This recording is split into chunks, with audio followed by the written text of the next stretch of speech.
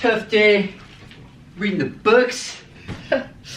Who can. I dropped out of school a long time ago. What is up, everybody? How y'all doing today? Today's video is gonna be pretty different from what I've done in the past. Actually, one video a long time ago I did was called How to Fake Sick to Skip School. It's one of the most popular videos, and it got me thinking, you know, I've cheated my way through life many different times, and so I thought I'd show you a little something else in that category. I've always had an issue sitting and listening for a very long amount of time. I've actually recently been diagnosed with adult ADD, so that has always persisted. Unless I was interested in something, I couldn't force myself to be interested. I had to cheat my way through a couple of my classes to be able to pass. I'm not telling you to cheat. I'm not telling you not to cheat. I am morally ambiguous, but I just want everyone to do the things that they love and to get their way through school so that they can pursue whatever job they want. Call me the devil if you will. Say I'm a horrible influence. I do not care. With that being said, today we're gonna be talking about different ways to cheat on a test.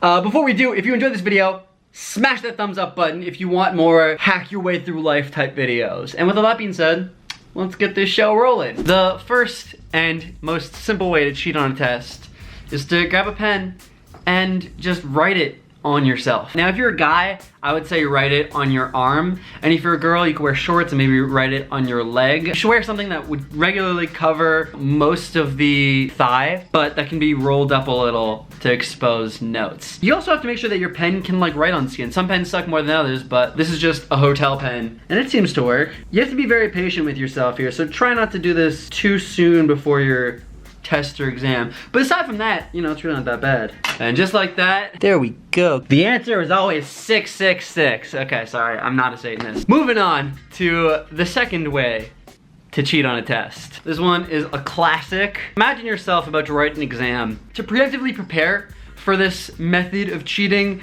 you need to have an idea of who's like in your class. It's a lot easier if you're a high school student, but if you're in college, you know, a lot of times you don't know the people in your lecture hall that well. Good signifiers are people who ask a lot of questions, especially if it's questions that are well thought out and not like, what was that again? You know, like the good questions. Maybe they show up early for class. If this isn't the first test you've taken in that class and everyone's getting their test back, look for people who look happy by their results. It either means that they're usually a failing student and passed, or that they're a smart student and got like 100%. So try and find those smart kids. Just be on the lookout. If this smart person shows up early all the time, then you're gonna wanna show up relatively early so that there's still seating and so that you can sit next to this person. Y'all already know where I'm going with this. So you're in my situation, right? You're sitting here, you're writing. Your friend is right off to the side here.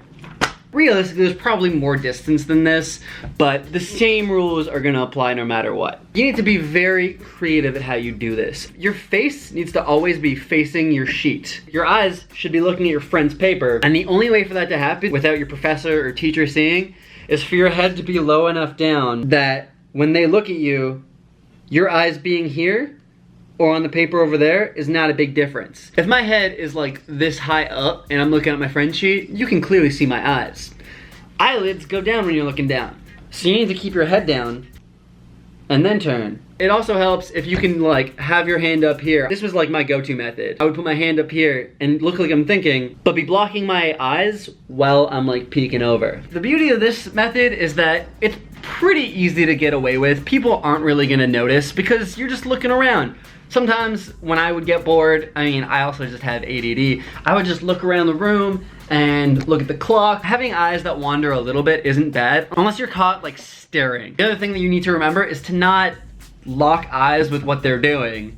Just, you know, glance over. Very easy for multiple choice. But otherwise, you might need to get a little more creative. And that's gonna lead us to the next way to cheat. Method number 3, find somebody who has taken the same class with the same professor in like the last semester or last year and buy their test off of them, or just ask to see it and get their test from them. Listen, teachers, they got a lot of work to do.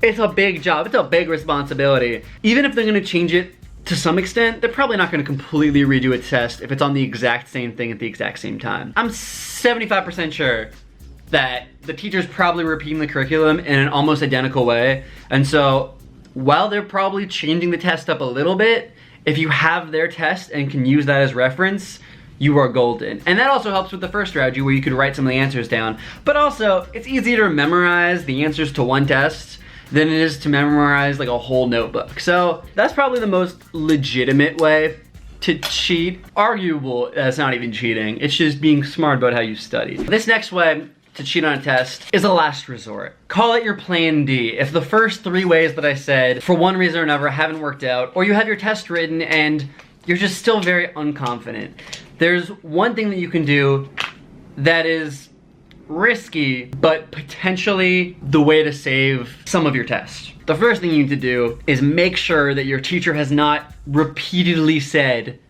only pens allowed. Many teachers do say that. They probably will for sure say it like at least once, but you need them to say it a couple times because that's how you know they're serious about it. If they're not super serious about it, or if they've only said it once or twice, then for this way to work, you need to bring a pencil. Blessed pencils. They literally have their own way to delete information on the back, and we don't appreciate this enough. I mean, that is your best friend on a test when you're trying to cheat. Stay with me here.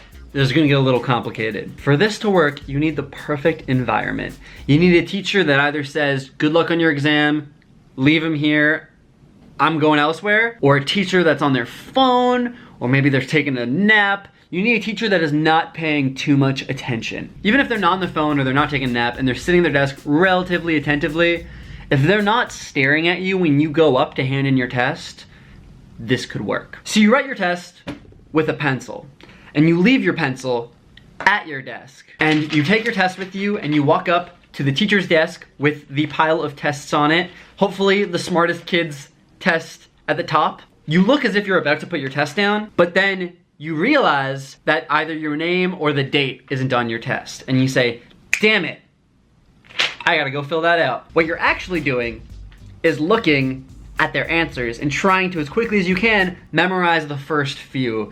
Now, if they're like 1-word answers or just, you know, a small amount of word answers, you can memorize that. If they're sentences, move past it. You only have a tiny amount of time to do this. If it's a multiple choice, say a number of them to yourself in your head as quickly as you can. Try and remember them. And don't look at the questions, just look at the answers. Go back to your desk. If your teacher says anything, tell them it's because, oh, sorry, I put the wrong date in, and quickly fill out the answers. It's probably the most complicated answer of all the ways to cheat, but desperate times call for desperate measures. You know, it's good to have it in your back pocket. Which leaves me with the last way to cheat on a test.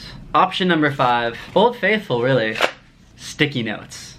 Oh man, I can't even count the amount of times sticky notes have helped save my life. Sometimes it's one little thing that you need to remember that's just gonna save everything, like the formula to answer any question. I might not be Einstein, but if I need that equation, you know sure as hell that I'm not gonna let that be the reason that I fail. Now, how the hell do I make a sticky note not be noticeable? Sticky notes can go in a lot of places that a little bit of writing cannot. You could sticky note the inside sleeve of what you're wearing. Boom. Who's gonna see that? Not your teacher. Or more creatively, what I used to do, actually, come to think of it, this was probably my most used method of cheating, was I would have my bag next to me, and I would have it open, and I'd have a pencil case in there and some supplies. So it wouldn't be weird for me to occasionally reach in. Usually teachers I found don't have a big problem with it, but if they do, then don't reach in, but just leave the bag a little open. And in that opening, on the top of whatever binders you have, that is where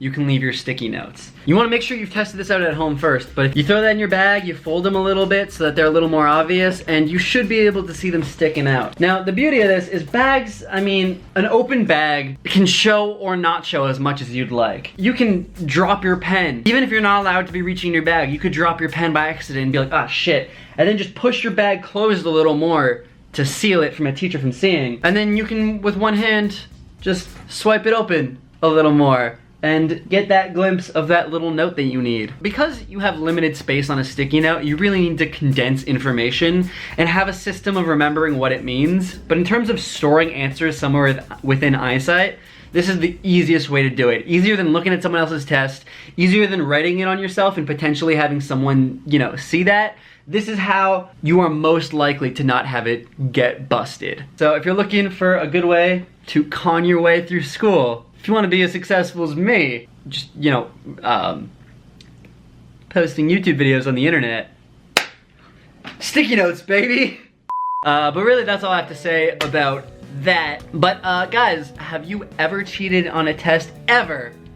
Would you do it, or are you just the type of person who studies for everything? Curious to know, so please let me know in the comments below. If you like this video, if you want me to do more sort of life hack, cheat your way through life type videos, also tell me that in the comments, and also give this video a thumbs up, because that's really like the big signifier. In fact, if this video can get to 1,000 thumbs up, I will do it. So let's see if we can get there. Make sure you subscribe to me and turn on bell notifications to never miss an upload, because I'm posting 2 a week, baby.